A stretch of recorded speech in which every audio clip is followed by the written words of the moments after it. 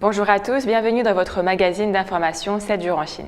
Les politiques fiscales pour une croissance économique saine, la Chine fait don de nourriture à la Somalie pour soulager la faim, les pays des BRICS s'unissent contre le protectionnisme, mise en service de 10 000 bus électriques à Beijing d'ici 2020, une peinture murale nous fait revivre notre enfance. Le ministère chinois des Finances a réitéré ses efforts visant à réduire les impôts et à gérer ses dettes publiques. Les déclarations faites vendredi dernier lors d'une intervention sur les effets de ses politiques fiscales au cours des 6 premiers mois de 2017. Le ministère a également promis de maintenir ses politiques cohérentes et proactives pour le reste de l'année pour renforcer une économie stable. Reportage. La Chine a connu une croissance économique solide au cours du premier semestre et les politiques budgétaires l'ont soutenue. Les responsables du ministère chinois des Finances ont déclaré vendredi que les réductions d'impôts et de taxes pourraient représenter jusqu'à 1 000 milliards de yuan en crédit pour les entreprises. Nous avons renforcé nos efforts pour réduire les impôts sur les sociétés, y compris la pleine réalisation des politiques fiscales sur la valeur ajoutée et la simplification de la structure fiscale. Nous avons également élargi la portée des bénéficiaires de politiques sur les nouvelles entreprises. D'autre part, nous avons réduit les frais gouvernementaux et publié une liste de tarifs sur le site web des gouvernements locaux et celui du gouvernement central. Cette politique est particulièrement favorable aux start-up technologiques considérées comme de nouveaux moteurs de l'innovation et de l'emploi. Le seuil du taux d'imposition pour ces entreprises se situe entre 300 000 et 500 000 yuan. Dans le même temps, le gouvernement a réduit de moitié l'impôt sur le revenu des sociétés et permettra aux petites et moyennes entreprises technologiques de déduire davantage de frais de recherche de leurs revenus avant impôt. Un autre sujet brûlant est celui des emprunts publics, en particulier au niveau local. Les responsables avaient précisé plus tôt ce mois-ci qu'ils contiendront strictement l'augmentation des dettes du gouvernement et les politiciens seront tenus pour responsables en cas d'actes répréhensibles, même après avoir quitté leurs fonctions. Les responsables des finances ont expliqué qu'ils mettaient en place des règlements pour normaliser l'émission de la dette. Nous appliquons un plafond pour l'emprunt des gouvernements locaux en appliquant la loi pour assister les programmes d'aide publique. De plus, nous avons déposé 2 documents visant à gérer les obligations liées aux droits de péage et à l'offre des terrains. Ces 2 domaines représentent la majeure partie des dettes de l'administration locale. Nous encourageons également les gouvernements locaux à développer leurs propres obligations municipales liées à des actifs de qualité afin de satisfaire une demande raisonnable de financement local. En Chine, les recettes fiscales ont progressé de 9,8% en glissement annuel. Par rapport à l'année dernière, davantage de revenus proviennent des recettes fiscales plutôt que de taxes gouvernementales. L'économie chinoise a connu une croissance stable au cours du premier semestre, en partie grâce à une politique budgétaire forte. La tâche consiste à maintenir les politiques cohérentes tout en prêtant attention à des problèmes tels que les dettes des gouvernements locaux et les réductions fiscales et tarifaires, afin que l'économie puisse continuer de croître à un rythme sain. La Chine a fait don de plus de 2800 tonnes d'aide humanitaire à la Somalie. Rendons-nous à la cérémonie de passation au port de Mogadiscio. L'aide humanitaire est arrivée par bateau, directement depuis la Chine. Elle sera stockée dans cet entrepôt du Programme alimentaire mondial, Mogadiscio. Plus de 2800 tonnes de riz aideront approximativement 223 500 personnes pendant 4 mois dans les régions somaliennes affectées par la sécheresse. Depuis la guerre civile en 1991, la Chine a soutenu positivement la paix et la reconstruction et a fourni beaucoup d'aide à la Somalie. Dans tout le pays, 3,2 millions de personnes ont un besoin urgent de nourriture. Et les autorités s'efforcent de satisfaire la demande de ceux qui ont fui la sécheresse dans plusieurs régions en espérant trouver de l'aide dans la capitale. Nous avons tous travaillé ensemble, que ce soit le gouvernement somalien, la diaspora, les donateurs, les agences des Nations Unies. Chacun a travaillé avec les autres et nous avons beaucoup fait pour prévenir la famine. La famine n'est pas loin si nous ne maintenons pas ce que nous avons fait. La famine peut revenir à n'importe quel moment. Mon gouvernement étend sa gratitude au gouvernement chinois. Une équipe spéciale du ministère est chargée de mettre en œuvre les programmes humanitaires.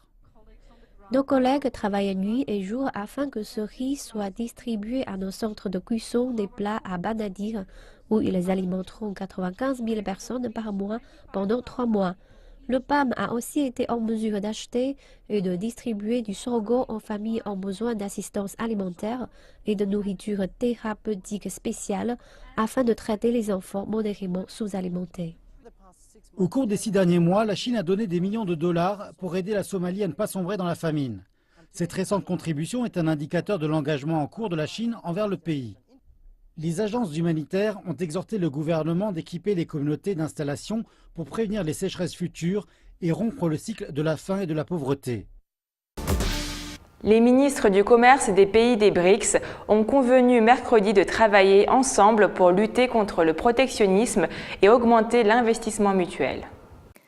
À Shanghai, les ministres du commerce du Brésil, de la Russie, de l'Inde, de la Chine et de l'Afrique du Sud ont terminé leur réunion annuelle avant le sommet des dirigeants qui se tiendra plus tard dans l'année.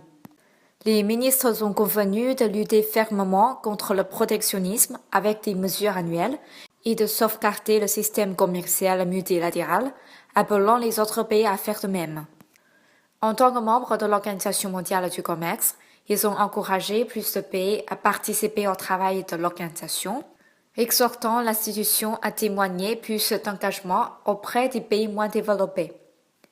La protection du système commercial multilatéral et la lutte contre le protectionnisme servent les intérêts des économies émergentes et en développement, a déclaré Marty Zhangshan, ministre chinois du commerce. Selon l'OMC, les activités du commerce mondial pour 2017 devraient augmenter de 20,4% contre 1,3% l'année dernière. L'optimisme prudent de l'OMC vient principalement d'une économie mondiale en voie de rétablissement, alors que le protectionnisme ne donne aucun signe de recul. Selon le ministre du Commerce, la Chine a importé des produits à hauteur de 70,2 milliards de dollars en provenance des pays des BRICS au premier semestre de l'année 2017, en augmentation de 30,6% sur un an.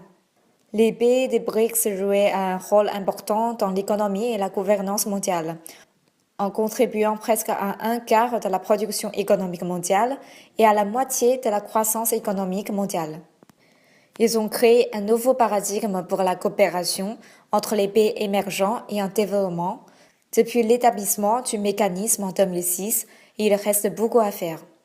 Les ministres ont convenu que la coopération sur l'e-commerce est un nouveau moteur commercial parmi les pays des BRICS. Un projet sur le commerce des services a été également approuvé avec une extension de la coopération dans les domaines du tourisme, de l'éducation et des soins de santé. Les ministres ont aussi consenti d'agir plus en matière de droits de propriété intellectuelle, surtout en ce qui concerne le respect et l'application de la loi. L'investissement mutuel peut stimuler l'emploi et l'économie dans le monde. L'investissement à l'étranger des pays des BRICS était juste inférieur à 197 milliards de dollars en 2016, mais l'investissement entre les 5 pays n'a représenté que seulement 6% de ce montant. Les ministres ont reconnu le besoin d'une transparence des politiques, d'une amélioration de l'efficacité et des services, et d'une construction d'une capacité pour une croissance inclusive et durable. En tant qu'organisateur de la réunion de cette année, la Chine a confiance dans l'application du consensus des dirigeants des pays des BRICS. La réunion de Shanghai a ouvert la voie au sommet des dirigeants qui se tiendra plus tard cette année, a indiqué le ministre Zhongshan. La Chine, qui assure la présidence des BRICS cette année, organisera le 9e sommet des BRICS en septembre à Xiamen, dans la province chinoise du Fujian. Le nombre de bus électriques à Beijing passera de 1000 aujourd'hui à 10 000 d'ici 2020 afin d'améliorer l'environnement, a indiqué mercredi le groupe du transport public de Beijing. La proportion des bus alimentés purement par de l'électricité parmi tous les véhicules de transport public passera de 10% aujourd'hui à 60% d'ici 3 ans, a indiqué Zhong Xianhua, vice-directeur général du groupe. D'après M. Zhong, les bus électriques génèrent moins d'émissions et sont moins bruyants.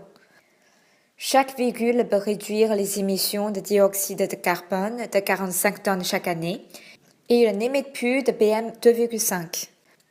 Récemment, 2 lignes de bus dans l'arrondissement de Yanqing à Beijing ont commencé à utiliser 50 nouveaux bus électriques. 20 minutes suffisent pour recharger un bus et une charge unique peut permettre à un bus de parcourir 80 km. Les deux lignes peuvent transporter 3,45 millions de personnes chaque année, réduisant les émissions de dioxyde de carbone de plus de 1600 tonnes. Actuellement, le groupe opère environ 1020 lignes de bus à Beijing. À l'horizon 2020, le groupe sera capable de transporter environ 3046 milliards de personnes par an. Deux artistes suisses travaillent sur une peinture murale à l'intersection des rues Tiantian et Quanpei dans le district de Pudong situé à Shanghai. L'œuvre est appelée « L'aventure d'une enfance ». Reportage.